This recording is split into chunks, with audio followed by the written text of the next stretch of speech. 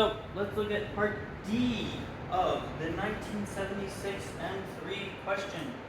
When the block is held fixed, the bullet emerges from the block with a greater speed than when the block is free to move. Explain. So when you're doing these questions, it's always really important to reference a formula, use formulas to explain what you're doing, or use laws, a Newton law or something like this, as opposed to just saying words and kind of just trying to explain it.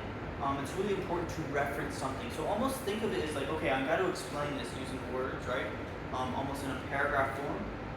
But you want to be thinking of how would I solve this mathematically, right? How would I solve this if I needed to solve for some velocity or something? What would I set up? So that you have like a basis for your explanation, okay? A lot of the points are going to be referencing something specific. It's going to say, okay, did you reference Newton's first law or something like this?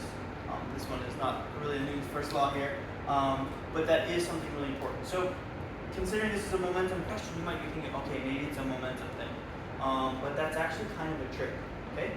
Because you don't want to use momentum.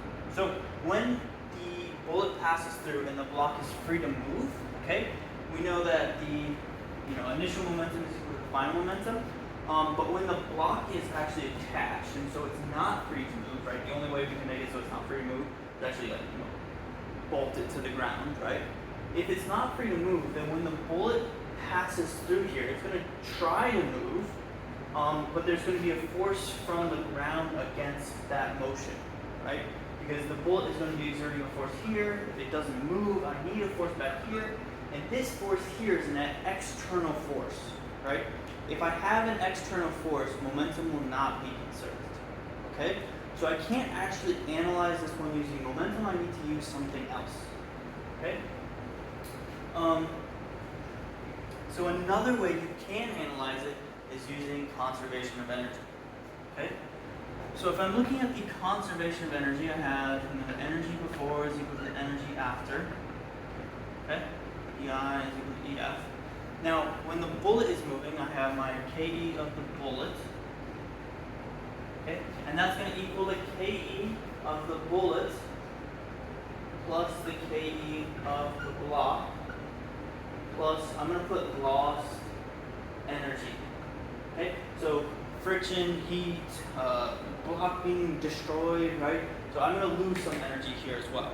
Now, what you'll notice is this is going to go down, right, if this goes up, right? It's just as simple as that, right? If my block is able to move, well then the kinetic energy, there's less energy left over for my bullet to continue moving faster, okay?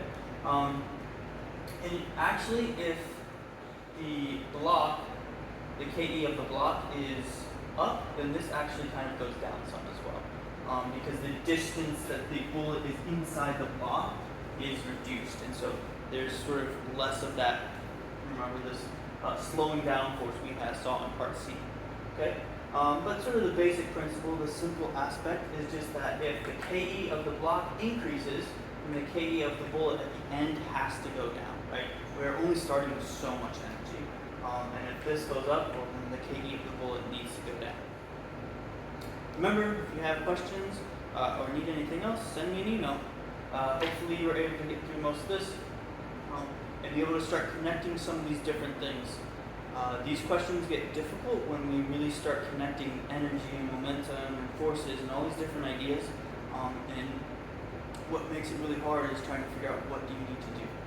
So remember, start with what you have, put a piece in that you know, put a formula down that is important to the question. Ask yourself, okay, what do I need to solve this formula? What variables am I still missing, right? And just work one piece at a time, find one thing out, and then move on to the next thing, okay? But this was 1976, Mechanics Part 3, or Question 3.